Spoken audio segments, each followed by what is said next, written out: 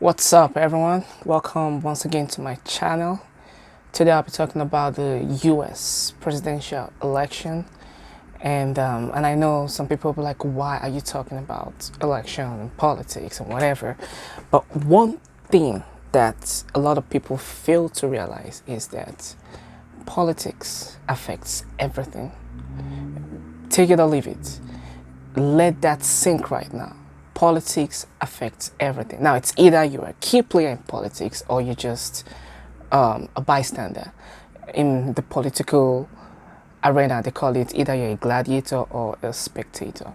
But whether you like it or not, everything that's happening to you, everything happening to your family in terms of health, security, food, shelter, whatever, revolves around politics. Now, the political atmosphere, the politicians, the policies that they implement, their tax system, education system, health, whatever, everything affects you. Now, we all know the United States is a giant player in everything, in the world. And because the majority of my subscribers are from either, Nigeria and Africa, or African countries, and few here from America. And I know majority of those from the African countries will be wondering, yeah, how does this affect us? Well, the truth is, America policies affects every country in the world, not just Africa, not just Middle East, not just Sudan, whatever. Whatever policy is being implemented here in America affects every country in the world. And that's why whomever is elected as president in America affects every other leaders in the world. And that is why one of the key things I will say here is that when you're voting for a leader, I'll implore you to oh, by the way, this video is not for the extremists, because I know that there are some Trump extremists, and then we have the Biden extremists, and we have those in between. This video is actually for everyone, though. If you're an extremist, and I know by now the extremists have already casted their votes, I'm not here to actually change your mind, but I want to get you to the point where you can see things with open-mindedness. You have to keep an open mind. You need to know what this guy, even though you're a Trump supporter, you need to know what Trump is doing that is good and bad.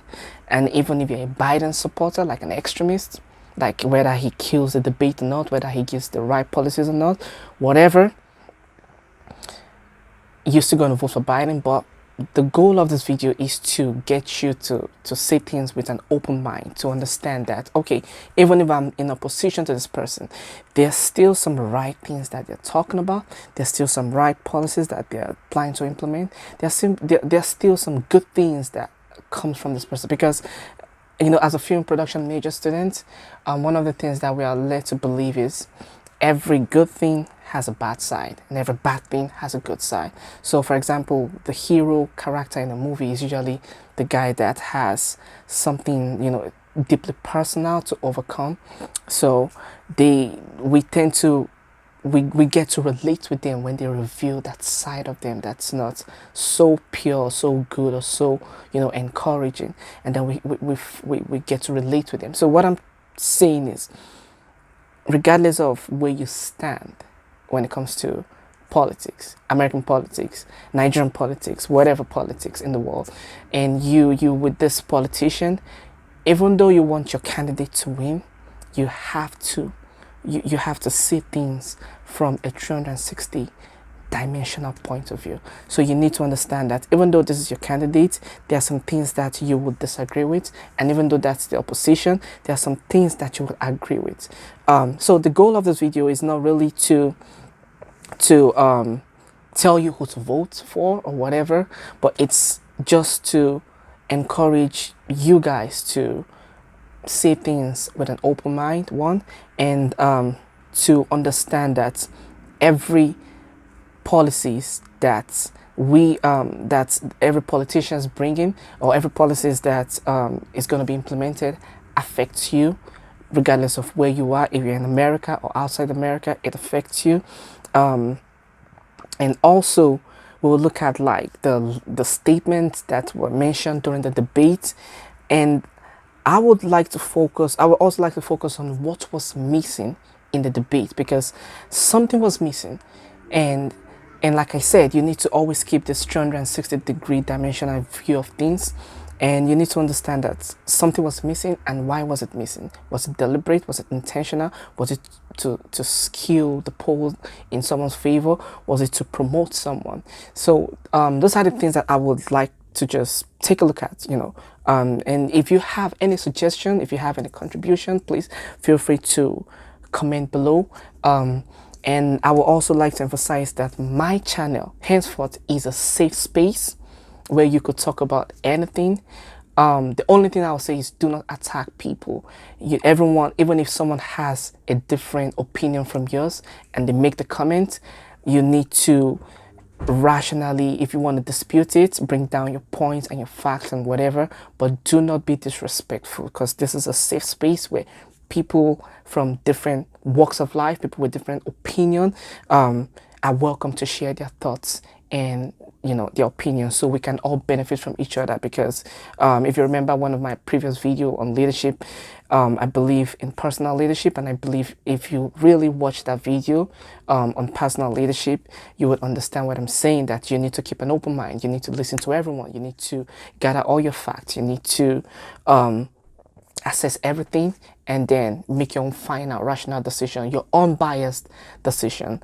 So one thing I'll also encourage is, when you are voting for any leader, be it here in the United States or outside the States, any political leader, I would just encourage that you look deeply into their policies, look deeply into how those policies would affect you, look deeply into how those politics will affect your nations and its relationship with other countries. That's international relations. You look into how the policies would affect trading, would affect manufacturing, health. Basically, you focus on policies. Primarily focus on policy. And now personality could be secondary. I don't even focus on personality. I don't care if I like the person or not, or if you like the person or not. Mine is just the policies, because every policy that will be implemented would affect you. It will affect you if you're a 9-to-5 worker. It will affect you if you're a business owner. It will affect you if you just stay in the house. Every policy that will be implemented will affect you. So it's always the best thing, or the most ideal thing, to look into the policies of the politicians and focus on policies and make your assessments or make your final judgment based on how you assessing their policies. And when I say assessing their policies, I mean, comparing and contrasting, and see which one will benefit the nation as a whole, and not just in the short run, but in the long run. Remember, you always got to think long term. In the long run, 4 years, 8 years, 12 years, 20 years, look at how it's going to benefit, the economy. And that doesn't mean we should ignore the policies that would benefit us in the short run too. But it's always good to plan ahead, because you never know what might happen in the next 10 years. So planning, even though if it's not accurate, as long as you plan towards it, you feel more prepared when, an unforeseen circumstance arise, or when an unforeseen event just starts, maybe like a pandemic, for example, or maybe like a natural disaster. So basically, it's going to planning long term would help you focus on staying prepared for unforeseen circumstances. So if you watch the final presidential debates, I'm just going to give my take. I had so much notes that I can't even begin to go into the details of everything, but I will just do like a brief outtake. First, big props to the lady that actually anchored the event. I think she did a wonderful job. I think she did a tremendous job. She gave them both the time to speak. I think we actually saw a debate And if you did not see it, you could go on YouTube and just watch the final presidential debate between Trump and Biden. I think we had an actual debate for the very first time. There were less interruptions. We got to hear each of those candidates. We heard their policies. We heard what plans that they have, and we were able to see where this whole election thing would take us, as people, as Americans, as immigrants, or as older people, as people, surviving from coronavirus and things like that. So the things that is spoken varied from, response to COVID virus, questions on national security, question on American families and healthcare issues, American families and the economy. They spoke on minimum wage, immigration, racism, and Black Lives Matter, and the climate change. And then they spoke on topic on leadership. Every single thing that was discussed were very crucial. They were very, very crucial. But then some things were missing, some questions were missing. And like I said at the beginning of this video, we need to understand why those questions were taken out of the debate, because I think they're very prominent. Why is it that they weren't spoken about, and who actually benefited from not being asked those questions? Those are the kind of things that we would look into. So one of the questions that they asked was Trump. They asked President Trump, and they asked him, do you have a plan for coronavirus? And Trump said so many things. He said not to worry. First, Trump is someone that doesn't want the people to panic, because I believe he understands when people panic, a lot of things happen. And we've seen what happens when people panic. We've seen a lot of things happen. Panicking is not usually a great thing. It's, as a leader, you want to be the guy that has the high emotional quotient, EQ. And usually when you have a high EQ, that means you don't crack under pressure, and you try to keep things contained. Because if two things that I always mention, that two things that are very contagious: emotions and energy. If someone around you begins to feel nervous about something, you will begin to feel nervous. If someone around you feels energetic about getting the job done, you feel energetic sometimes. Courage, emotions, they're all contagious. So I believe this is somewhere where Trump is coming from. He doesn't want to cause a panic. And he said, and he's also for, he said he will open the schools. He's for opening the economy.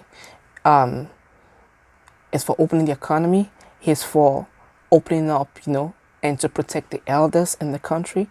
And yeah, so those were his plans. And Biden's plan was, Biden first said he will come up with a plan, and then he said he will ensure everyone wears a mask, and everyone, the economy is closed, and then we safely, he said, I will leave the country closed, and then I will take measures to safely open it.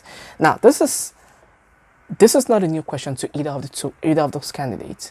I think both of them should have had like a ready-made response for this question. But when it comes to a COVID, which is COVID, the pandemic outbreak is an unforeseen circumstance. It's something that was unprepared for, and then it happened. Now, personally, I think blaming Trump for the coronavirus is a political tactic. It's a political strategy to make him look horrible, which is just, I don't think anyone should buy into that. Instead, like I established at the beginning of this video, we should go for the facts. We should go for the facts. And Trump said something. Trump said, coronavirus is not my fault, and it's neither Biden's fault, it is China's fault. I think that was a very matured statement for Trump to have put in there. But I think blaming one person for this COVID virus thing is a pure political strategy, but that isn't actually where I'm going. Where I'm going is, how does this affect third world countries? If America has the solution to COVID virus, how does it affect third world countries? How can we get medicine across to them? What policies do we have in place to get those things across to third world countries?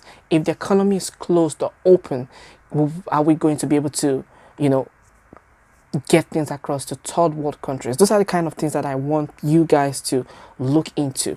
Look into how those policies would affect the state of America, and also how it will affect other countries that we are in relations with. Um, yeah, so many things, factors around policy. So always think about policies and how it will affect people. So according from the coronavirus, response to coronavirus, I think Trump has more solid plan with regards to, handling the whole situation, because um, he wants us to keep our economies, um, to keep the economy going, to keep our business running, and to make sure that we're not just relying on, the government treasury and savings and, bailout and everything. He wants the economy to keep going, and Biden wants to shut down the economy. He says he's shutting down out of safety, but if you look at the facts, of those that are actually affected by coronavirus, it's about 0.0001% of the population that's affected by the coronavirus. But I understand where it's coming from, that we shouldn't let them die. We're not saying we should let them die. We're saying we should provide those people, those percentage, with the utmost healthcare resources to keep them, to protect them, to ensure their health safety, to ensure that they have everything that they need to survive this COVID situation, and also have a lot of these things that we need, face masks, social distancing, hand sanitizers, but keep the economy running, because we don't want this economy to go into a state of depression. That's one of the main things. On issues of national security. In the issue of national security, they were asked this question: Russia and Iran are working to influence the election. How would you guys prevent it? Both candidates really did not touch it, because they kept, attacking each other and, digressing and talking about China, Trump's foreign account in China. Hunter Biden's issue was also raised. But Trump did say something. Trump said that he puts 240 million to guide against Russia and Iran interference, and that NATO is also doing that. And Joe, that was when he pointed out that Joe is taking money from Russia. And then when the issue of his tax return was raised, he said he prepaid millions in tax. That's Trump. And that he doesn't make money from Russia, from China, and from Ukraine. And he also mentioned the issue of, he's always saying that the IRS treats him unfairly. But in Biden's case, Biden was like, any country will pay a price if he's elected. Not now, because, well, it's understandable that he's the vice president, not the president. So there's little to what he can do compared to what Trump can do, because Trump is actually in power. So he said any country will pay the price if he's elected. But that if means if he's not elected, that means will they pay the price? It's just something to think about, And then he also said he hasn't taken money, but Trump pays 50 times. Trump pays 50 times the tax in China, and he said Trump hasn't released his, that was when the tax return thing came out, and he said Trump hasn't released it, but he said he released 22 years of his income tax, because of his income tax, and then Trump should do the same thing. And that was when it was like, show us, he was kept saying. But the thing is, when they ask them a question, they go back and forth, they attack each other. I think it's just the American strategy to always, attack each other. But the thing is, Trump is always more on the offensive. Biden is always more on the defensive. And I'm not here to talk about political debate, tactic, or strategy, but it's just how it is. So when they ask them a question, they go back and forth, but they don't provide the real answer to the question that was being asked, which it's a strategy on its own. But I hope the American people is able to see through this, and also, most importantly, the non-American people, the people from the third world country, can see and read in between the lines, and know who has the best policies to suit, that will best protect the American people. And then the issue of healthcare was raised. The issue of healthcare was one of the the issue of healthcare was one of the best things. But before then, oh yeah, they said so many things I would just skip, because Trump said he was spied on and people spent 48 million. That's a lot of money, a lot of money, 48 millions to spy on him. And he said if he spends and that's a very powerful statement that Trump made. He said if he spends $1 million on Biden, that he will bring out so much dirt on Biden. And Trump kept asking so many questions, which I think Biden didn't come back. Maybe he doesn't want to, out of respect for, the moderation of the debate, or maybe he just doesn't have any answer. I don't know. But that's not really of any importance to the American people at some point. Yeah, he said so many things. They tackled each other. Biden became VP. His child, had access to money. Trump charged China. Biden, his son, and Ukraine they're having a dealings, and unethical dealings. That's what Trump actually called it. Yeah, so they kept going back and forth on that issue of national security without really touching on the main thing that they're supposed to talk about. So the next thing was healthcare, and we'll look into their healthcare. When it comes to healthcare, the question that was asked was that American families and the economy have healthcare insurance issues, and they were asking what's their healthcare plan and what's their healthcare policy for the American people that will best, that will be in the best interest of the American people. In this place, Trump said something about 20 million could lose their health and insurance overnight. Oh yeah, this is actually still the question though. That 20 million could lose their health insurance overnight. What's the better healthcare that would be put in place to protect the people? And Trump said, honestly, Trump didn't really put so much more. He said something about 401k for the people. He said he's not going to destroy private medicine. He said something about private option. Here in healthcare, Trump said Biden did not do anything over the last 47 years. That is like attacking again, because the thing is, once they highlight their plan, they start attacking each other.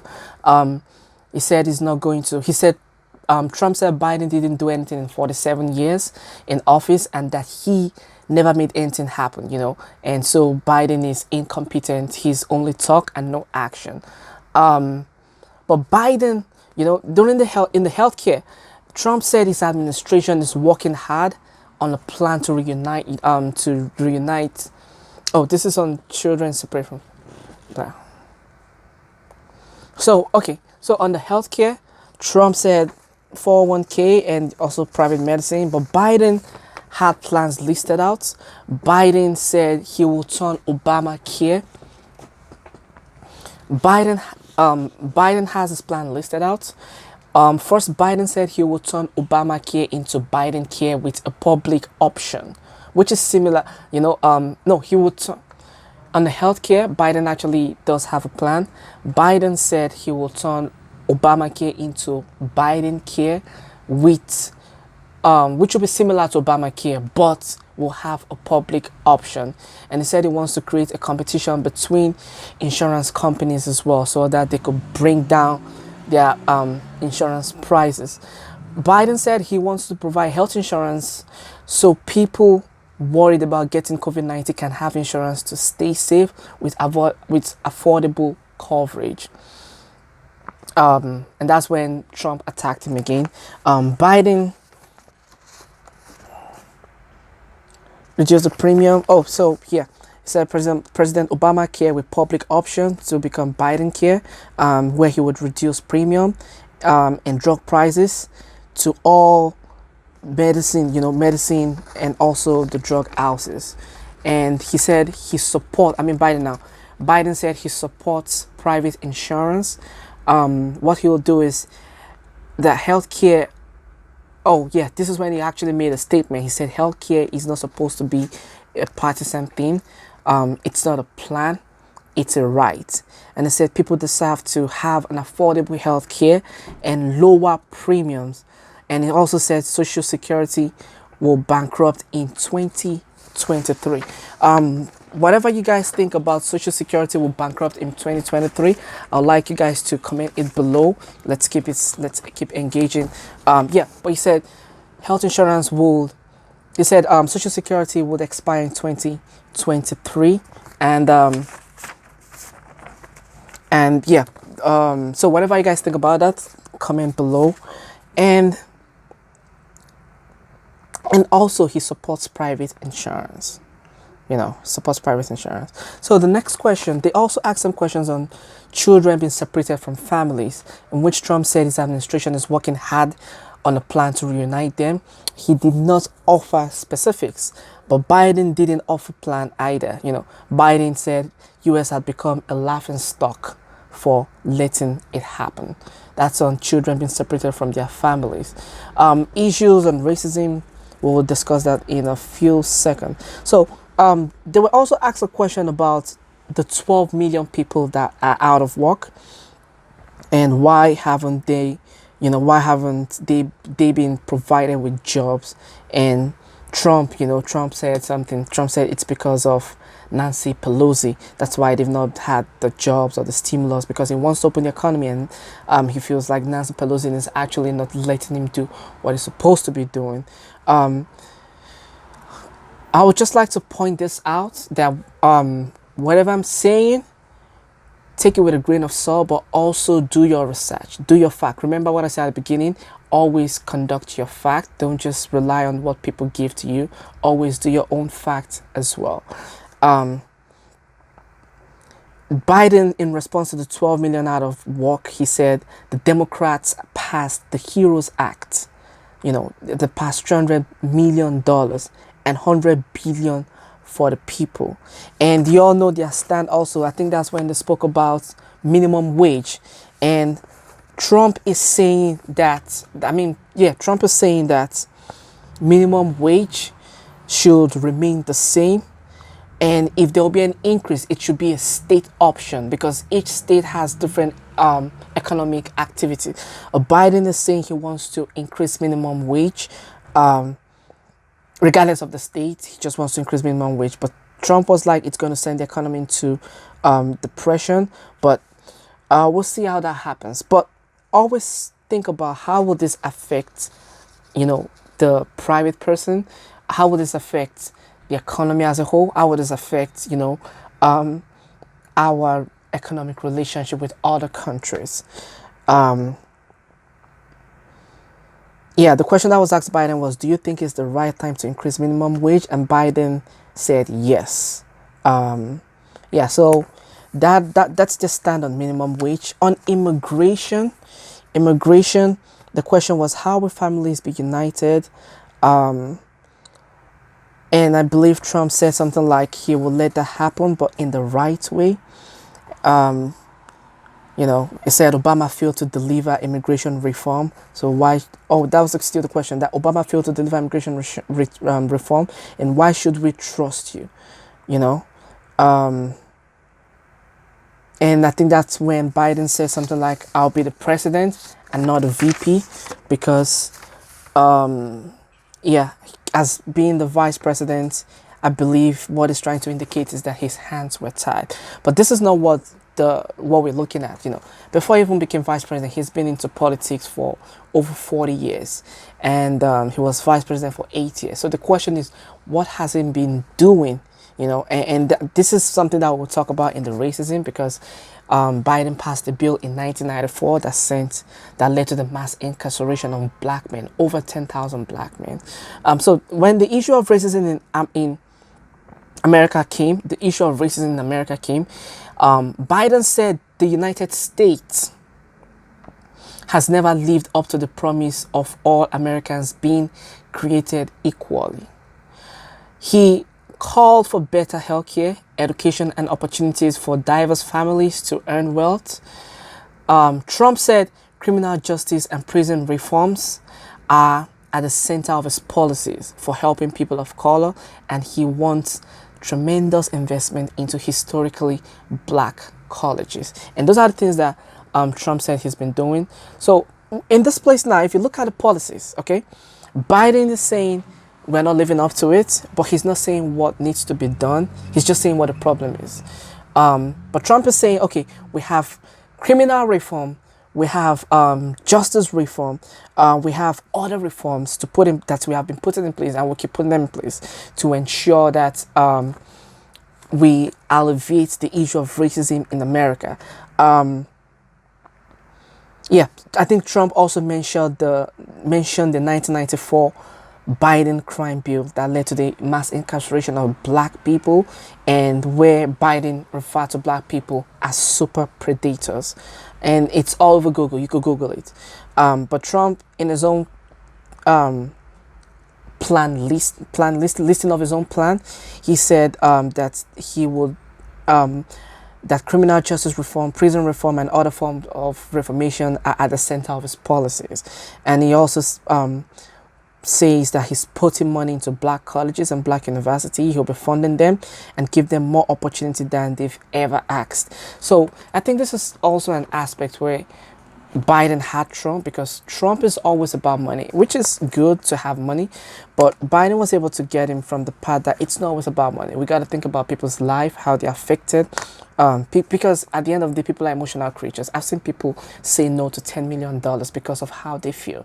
So we cannot always base everything based on money, but the fact that he's doing this means that he wants to really put some things in place to help the black community and to reduce, crime, racism issues, and inequality issue. Biden, when he was asked the issue of racism, he told a story of his daughter working as a social worker, and he said he agreed, and he said there's institutional racism in America. Trump said not enough people. Oh yeah, he quoted Trump when Trump said at some point in time, I think before he became president, and Trump said not enough people in jail, and he was pushing for more people to be put in jail. And he also mentioned the issue of the Central Park Five. He said there should be, this is what Biden said. Biden said there should be no minimum mandatory. He said no one should go to jail for minimum mandatory. Instead, they should go for rehabilitation. And that led into the issue of Black Lives Matter and the spoke, Trump was asked that he referred to Black Lives Matter as agents of terrorism, and Trump was like, he was surprised because that was the first video that he saw, and he did something very sincere. They asked him, what do you want to tell them? He said he doesn't know. Because if I was in that position, so I think that's what I would have said, because I don't know, because he mentioned that he's been doing the criminal justice reform, the prison reform, and pumping money into black college and university. So he said he doesn't know, because as a leader, at some point you will accept the fact that some people will like you and some people will always hate you. In the case of Biden, he mentioned what Trump said in his previous debate, when Trump said stand down and stand by. He mentioned that, and then he said something about when he was asked of the crime bill, I think he apologized because he said that the past was a mistake. He admitted that it was a mistake, which is a good thing that a leader should do when you make a mistake, because one thing is you're not always perfect. So when you make a mistake, always own the mistake and seek for ways to move forward. But in this situation, there was no policy. The only policy was the one that came from racism from Trump's side, when he said criminal justice, prison, and other forms of reformation. In terms of Biden, there was really no policy regarding this to resolve this issue of racism and Black Lives Matter. And they were asked questions on mental health and drug crisis, in which Biden said he will try to make sure drug addicts find ways to receive rehabilitation and for help and help for their mental health. What Trump said Biden was that was Trump's funny. That was where Trump was attacking Biden and said Biden is all talk and no action when it comes to helping pass policies. I'm not even going to say anything if that's true or false. I'll let you guys be the judge of that. Please don't forget to comment below whatever you think so far. And also always think in line of how will this affect my country, regardless of where you're from? Angola, Kenya, Nigeria, South Africa, India, Bangladesh. Always think about how this American policy would affect, because whether or not you're not in America, you could comment and say America is the laughing stock of the world. It might be true, it might not be true, but what is true is that whatever policy America implements would always affect every other country in the world. So I want you guys to always think in line of that. And they were asked questions on climatic change, and they were asked that, Trump said he wants to, on the climatic change actually, Trump said he wants the cleanest environment and the cleanest water, but he said he's upset about some agreement the country had to protect the environment, like the Paris Accord. He said that the US has the best water and cleanest air, and he promoted his current policies, but highlighted how he wants to keep the policies going. Biden in his own, Biden says that global warming is a major threat and the country is running out of time to fix it. The two, again, the both went head to head, traded babs about how much it will cost to keep the environment clean. In this case, I just want us to look at this again. How will this affect everyone? I think Biden went into details when he said climate change is a threat to humanity. And he said something like he will create 18 million jobs, windmill and solar economy. And he said, to get rid of all of our, to get oil from, I'm going to take that out. So Biden plan will create 18 million jobs, the windmill and the solar system to run the economy. So in issues of climate change, they mention what they're gonna do. Well, Trump said he's been working, and Biden, quite understandably, is not yet in power, so we don't know what he's doing. But if we look at everything that has all the time that he's been in the government, we have to look into what he's been doing. And one thing I notice about Biden is always the doom and gloom preacher. Like, if you don't vote for this, it's death. If Trump is in office, more people will die. We're going to have a dark winter. It's either Biden saves America or everyone in America dies. I don't know. Maybe it sounds like that to me, but I want you guys to just weigh it and let's have a conversation. Always remember, there's a safe space. You can say what's on your mind. Be respectful with your comment towards other people. Just say what's on your mind in the most respectful way, and we could have a conversation. I think that's one thing that's missing in America. People don't want to have conversation anymore. There's no safe space. People feel being judged. People are very judgmental. And that's one thing I intend to put in place with my channel, to have that safe space for everyone where we can all come and rub minds and learn from each other and help each other grow and make better decisions.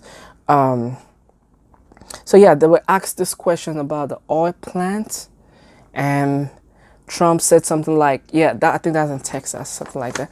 And Trump was like, they're making money, they have more jobs, they're living better. And Biden was like, people live near the fence. People who live near the fence line. And he said it does not matter how much you pay them, it's how you take care of them and start giving federal subsidies to those people. We have moved towards a net zero emission. In this place, I remember vividly, Biden went deep into this, and he said something about it's not the money, it's the life. You have to take care of this people, you have to protect these people. And I agree with him on that, because it's not always about money. At some point in life, you have to show that you care beyond that money. You could give people $100,000. If you don't show that you care about them, they'll probably take the money and just leave. But if you give someone, maybe even if it's just $5 and it comes from your heart and they feel it, they'll stay. It's not even about what you give sometimes, just how you make people feel. There's this famous quote that people will always remember. People will never forget how you make them feel. People will forget what you did to them. They'll forget what you say to them. They'll forget what you took away from them, but they will never forget how you make them feel. That's why you always want to make people feel at their best. You want to make people feel encouraged and important, because they will never forget how you make them feel. Don't be the one that tears people down. There's nothing good that comes out of it. Let's keep going. So they were asked questions on leadership, and this is where they asked them, what would you tell voters who didn't vote for you on inauguration day? And Trump responded. Trump said Trump wants to make America a good place again, like it was before the coronavirus pandemic, and he wants to get back to a world before the pandemic. That's what he wants to tell them during his inauguration day. He wants to get back to a world before the pandemic, working to create more jobs, more opportunities for everyone in the nation. And Biden he emphasized that he would tell voters he wants to work together and choose facts over fear. He would rebuild the economy, walk through the problems of racism, create clean energy and new jobs. He highlighted the idea of working together in a very decent way. I think this ending part, that was like the area of strength for Biden, because Biden nailed it. This is usually, when you're giving the public speech, this is usually what they refer to as the zinger, which is like a group of prepared points that you've had. It's like waiting in your head and you're just waiting to just push it out there. And it really worked for Biden, because he delivered it with impeccability, if I may use that word. Impeccability. So he delivered it with impeccability, and he highlighted like a summary of everything they spoke about during the debate. That was a very good closing for Biden, by the way. But in my own opinion, I think they went head to head. They digressed from a lot of the questions, but they spoke about policy things. But at this point, I would like to ask you what you think about the debate. If you've seen the video, if you've not seen the video, take a moment and take a look at it out. I think I'll put a link for you to see the video. I'll put a link in there, and yeah, comment, let me know your thoughts and everything. So this is the part where I will move into what was missing and why were those things missing. Now, you heard everything I spoke about, and we spoke about all the policies and everything that they will be working on, but I feel like key things were missing. So one of the things that was missing was Antifa. Antifa was missing. There was no talk about Antifa. And when something is missing, you got to look into why was it missing and who does it benefit if they don't talk about that. Now, Antifa is a group of anti-fascists, and they've been doing a lot of rioting and protesting and rebelling and breaking stuff, burning buildings and stuff. But you guys will have to look into that. But yeah, that was missing. That wasn't spoken about. So why was it missing? Another question that was missing was discussion on their tax policies, because Trump has a tax rate and Biden has his own tax policy. And at this point, whoever becomes the leader, whatever policy that they choose would affect the entire economy. Another thing that was missing was the talk about tax policies. And I want you all to understand that tax policy is something that needs to be discussed. You can't just take it out of the debate, because tax policies will affect everything. It will affect the job creators. It will affect the 9-to-5 people. It will affect the companies that come into the state to create economy, to create jobs. Tax policies affect everyone, every individual, even the third world country, because if a company is coming to create to establish its business here in the United States, and they realize that the tax policy is so high, crazy high, the question is, will they come and establish their business, or would they go somewhere else? Now, if they choose to come, what will be the benefit? There will be more jobs, right? But if they choose to take their business somewhere else, that means we've lost the job. So you got to look into tax policies. What is Trump's tax policy and what's Biden's tax policy? Which of the tax policy is beneficial to the American people when it comes to creating jobs, health, creating businesses, money, making specific amounts of income. You got to look into all those things. So those are the things that I feel like we're missing, that I think they should have talked about. There's so many things, missing, but but those are the two things that I feel like should have been discussed. Like, regardless of anything and everything, they should have discussed those key things, because that would really help people to know exactly where they stand, or which of the leader has the best policies for them. Always remember, I emphasized at the beginning of this video that when you're voting for someone, do not vote because of the personality, but either, but look into the policy of the person and vote according to policy, because the personality in most cases will affect you, but the policies that they put there would affect you, affect your family, affect your business, affect everything around you. So you want to look into the policies. Yeah, I'm going to read their quote because they both had punchlines for the night. So I'm going to start with Biden's punchline, his quotes. And one of the things Biden said, VP Biden, former VP Biden, one of the things he said was that learning to live with it, come on, people are learning to die with it. Now, he's talking about the coronavirus. I'm going to ask you a question. Are you guys learning to live with coronavirus or learning to die with it? Whatever you think, comment below. His second quote, punchline for the night, was 220,000 Americans dead. If you hear nothing else I say tonight, hear this. Anyone who is responsible for that many deaths should not remain as president of the United States of America. Another punchline that he made that night was, I don't look at these in terms of the way he does. Blue states and red states, they are all United States. I think this is like a zinger. I think he practiced that, but that's really a punchline. Another punchline he made was, release your tax return. That's one of the things that is said. Biden said, release your tax return or stop talking about corruption. That was funny though. All right, Biden also said he's a very confused guy. He thinks he's running against someone else. He's running against Joe Biden.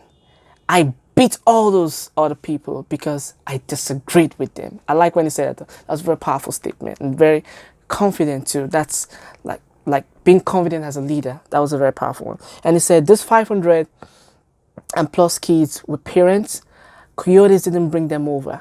It makes us a laughing stock and violates every notion of who we are as a nation. And Biden, also for the night, he said, we made a mistake. It took too long to get it right. That was when he was admitting about his 1994 crime bill. And Trump for the night, this was his punchline, things that he said. He said, we can't, I should say this in his voice, right? We can't lock ourselves up in the basement like Biden does. I would love to lock myself up in the basement, but I can't do that. I don't know. He's obviously made a lot of money from somewhere. That was where it was accusing Biden of taking money from Ukraine. Trump also said, I take full responsibility. It's not my fault. It's not Biden's fault. It's China's fault. Trump also said, we have to recover. We have to recover. We can't close up our nation. We have to open our schools. Trump also said, I'm not a typical politician. That is why I got elected, which is somehow true. And Trump also said, nobody has done more for the black community than Donald Trump. And if you look, with the exception of Abraham Lincoln, possible exception, with the exception of Abraham Lincoln, possible exception, but the exception of Abraham Lincoln, nobody has done what I've done. I'm going to read that again. It sounds kind of edgy. Nobody has done more for the black community than Donald Trump. And if you look, with the exception of Abraham Lincoln, possible exception, but the exception of Abraham Lincoln, nobody has done what I've done, and that's President Trump. Trump also said, I am the least racist person in this room. And it was like, yeah, I'm the least racist. I can't even see the audience, it's too dark, but I'm the least racist person in this room. Trump also, and this is one of his punchlines, he said, I know more about the wind than you do.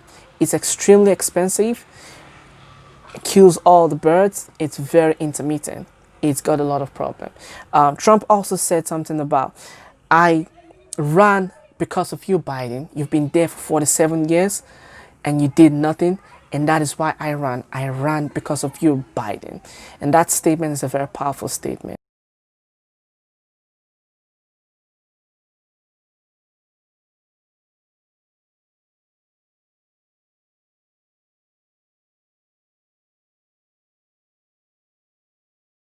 So that's my take on the debate, the final presidential debate, my final breakdown, focusing on what was missing, focusing on their policies, focusing on what their plans and their structure of their arguments. Once again, this video is not for this video is not for, I mean, this video is basically for everyone, but we all know that we have the extremists, extreme Trump supporters, extreme Biden supporters, who, whether or not the debate went well or not, they will still vote for their candidates. And then we have people that are standing on the fence. I hope this video inspires you or implores you to go out and do some more research and make your final decision, because election is just 1 minute away from final election. So if you like this video, if you learned a lot from this video, if you enjoyed this video, please give this channel a thumbs up. I'll give this video a thumbs up. Click the subscribe button. My channel is a very young channel. I'm just kicking off, and my first goal is to get this to 1,000 subscribers. And the only way I can do that is if you guys support me, if you guys share this video, if you guys like, comment, engage, tag people to this channel. That is the only way I can get to my first goal. So I need your help. I need your support. Please click the subscribe button. Click on the like button. Share this video with everyone, especially people in third world countries, Americans, and everyone else. Share this channel with them. Do your research. Do your facts. Do your research and do your facts. Vote for people based on their policies and their personalities. And let's just hope for a better America and a better world. Thank you once again. My name is Dapo Ibrahim. Love and respect. You see the t-shirt? Love and respect t-shirt. You could get this from the link below. Love and respect t-shirt. And I also have my Ignite Africa t-shirt underneath. Oh, you want to see?